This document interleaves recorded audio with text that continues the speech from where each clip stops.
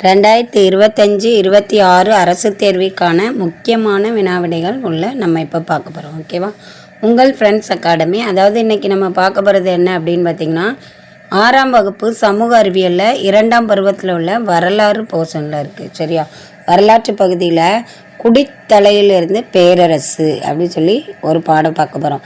அதில் மகத பேரரசு, சிசுநாக வம்சம், நந்த வம்சம், இந்த பேரரசுகள்லாம் அதில் வருவாங்க. அதில் என்னென்ன கொஸ்டின்லாம் முக்கியமான இம்பார்ட்டன்ட் கொஸ்டின் இருக்குது அப்படின்னு பார்க்க போகிறோம். தினமும் நம்ம டிஎன்பிஎஸ்சி அனௌன்ஸ் பண்ணிட்டாங்க. அடுத்த டெட்டுக்கு நம்ம ரெடி ஆகணும், அடுத்து டிஆர்பிக்கு ரெடி ஆகணும்.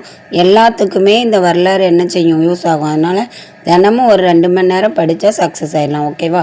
இன்றைக்கி நம்ம பார்க்க போகிற கொஸ்டின் ஃபஸ்ட்டு கொஸ்டின், சரிசமமான சமூக அந்தஸ்தை கொண்ட மக்கள் என்ற பொருள் கொண்ட சொல் எது? அதாவது சரிசமமான சமூக அந்தஸ்தை கொண்ட மக்கள் அப்படிங்கிற சொல்லு, அதான் அந்த பொருள் கொண்ட சொல் எது அப்படின்னு கேட்டிருக்காங்க. 4 ஆப்ஷன் கொடுத்துருக்காங்க. என்னன்னு பார்ப்போம். சங்கா, மன்றம், கணா, மேற்கண்ட அனைத்தும் அப்படின்னு சொல்லி 4 ஆப்ஷன் கொடுத்துருக்காங்க. இதில் சங்கா வருமா, மன்றா வருமா, கணா வருமானு பார்த்தா ஆப்ஷன் சி கணா அப்படிங்கிறது தான் என்னது, சரிசமமான சமூக அந்தஸ்தை கொண்ட மக்கள் அப்படிங்கிற பொருள் அப்படின்னு சொல்லியிருக்காங்க. ஓகேவா? அடுத்த 2வது கொஸ்டின் பார்த்திங்கன்னா, சங்கா என்ற சொல்லுக்கு என்ன பொருள்? அதாவது சங்கா அப்படிங்கிற சொல்லுக்கு என்ன பொருள் அப்படின்னு சொல்லி கேட்டிருக்காங்க.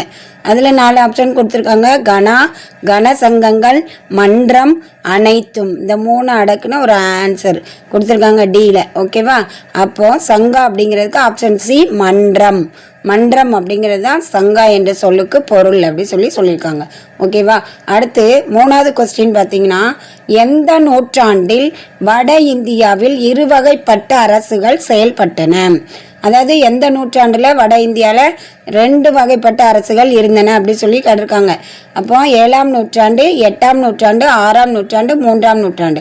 இந்த நூற்றாண்டுகளில் எந்த நூற்றாண்டு அப்படின்னு பார்க்கும்போது ஆப்ஷன் சி 6ஆம் நூற்றாண்டு. 6ஆம் நூற்றாண்டுல தான் இருவகைப்பட்ட அரசுகள் என்ன செய்யப்பட்டிருக்கு, செயல்பட்டிருக்கு.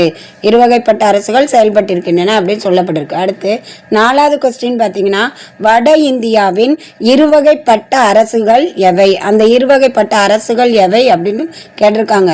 இங்க கனசங்கங்கள், முடியாட்சி அரசுகள், ஏ மற்றும் பி, அனைத்தும் அப்படின்னு 4 ஆப்ஷன் கொடுத்துருக்காங்க.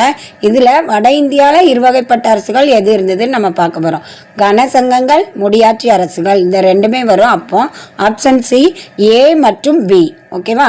ஏ மற்றும் பி இதுதான் ஆன்சராக கொடுத்துருக்காங்க. ஓகேவா? அடுத்து 5வது கொஸ்டின் பார்த்தீங்கன்னா என்ன கொடுத்துருக்காங்க அப்படின்னா, முடியாட்சி முறைக்கு முன்னால்